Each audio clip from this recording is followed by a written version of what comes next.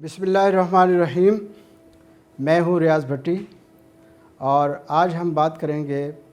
मौजूदा पेट्रोलियम की कीमतों के हवाले से और उसके नतीजे में आने वाली महंगाई के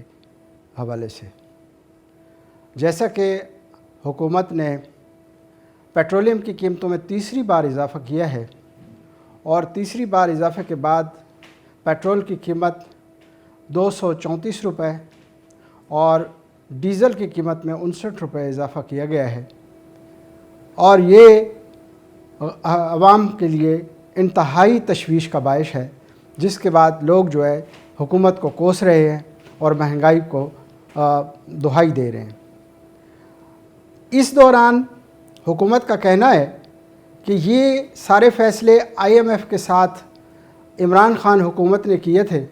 और उन शराइत के तहत उन्होंने मुआहदा किया था। उन शराइत को पूरा करने के सिवा हमारे पास कोई चारा नहीं है। हम IMF की शराइत को पूरा करें या फिर दूसरी सूरत में मुल्क की मईशत को दिवालिया होने से बचाएं। इसमें हुकूमत का कहना यह है कि हमने मुल्क की मईशत को बचाने का बेड़ा उठाया है और इसलिए ये सख्त फ़ैसले किए जा रहे हैं और ये पेट्रोलियम में तीसरी बार इजाफ़ा भी उसी सिलसिले की कड़ी है।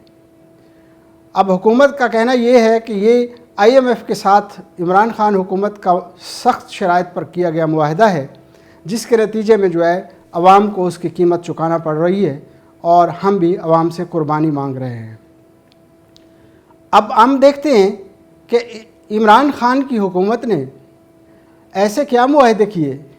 कि जिसकी कीमत जो है आज अवाम चुका रहे हैं। बज़ाहिर तो वो हुकूमत 3.5 साल तक यही कहती रही कि ये ख़ज़ाना खाली है और साबिक़ हुकूमत का किया धरा है और हम उसकी जो है सज़ा भुगत रहे हैं। और इस हुकूमत ने क़याम के बाद भी यही कहना शुरू कर दिया कि ख़ज़ाना खाली है और ये सारा किया धरा पिछली हुकूमत का है। पाकिस्तानी अवाम के साथ ये ब्लेम गेम जो है पिछले 75 साल से जारी है और हमेशा पाकिस्तानी गरीब से ही कुर्बानी मांगी जाती है और मरात याफ्ता तबका और ऊपर का तबका इससे बिल्कुल मुतासिर नहीं होता। मिसाल के तौर पर इस हुकूमत का कहना है कि इमरान ख़ान ने अब गुज़िश्ता तमाम हुकूमतों के बरअक्स मजमूई कर्ज़ का 80% जो है वो लिया है।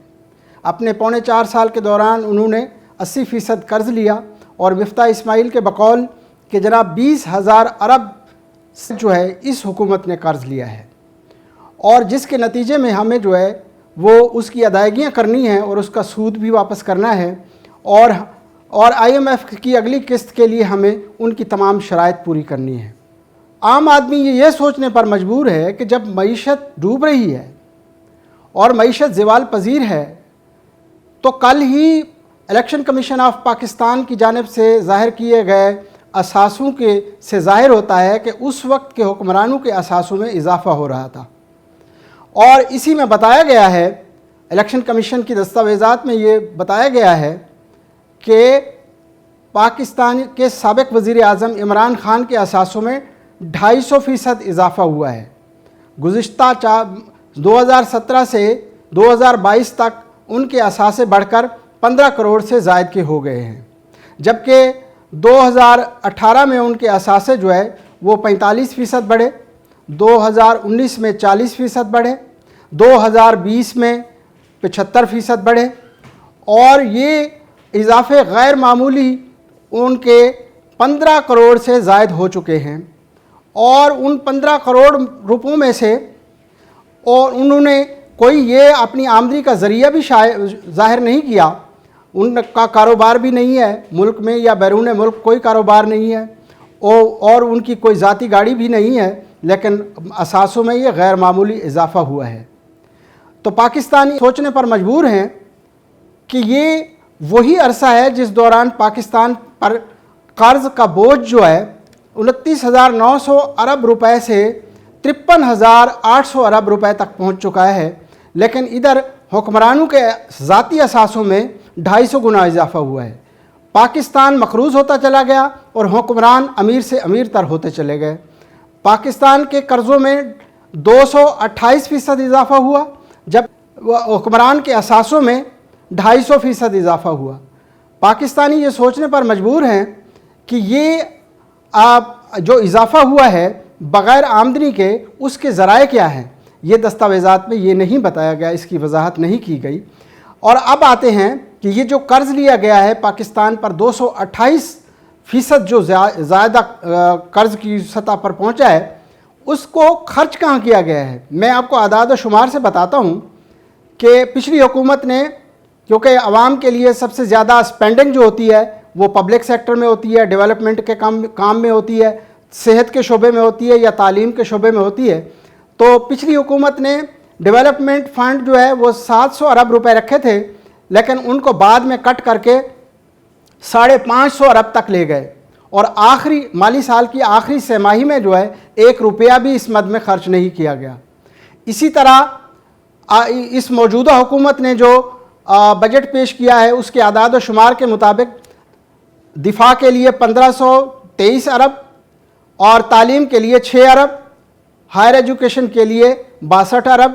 اور صحت کے لیے 12 ارب روپے رکھے ہیں۔ تو اس سے ظاہر ہوتا ہے کہ عوام کے مفاد کے لیے، عوام پر سپینڈنگ کے لیے بہت قلیل مقدار میں رقم رکھی گئی ہے، حالانکہ عالمی معیار یہ ہے کہ تعلیم پر GDP کا 5% جو ہے وہ مختص کیا جانا ضروری ہے۔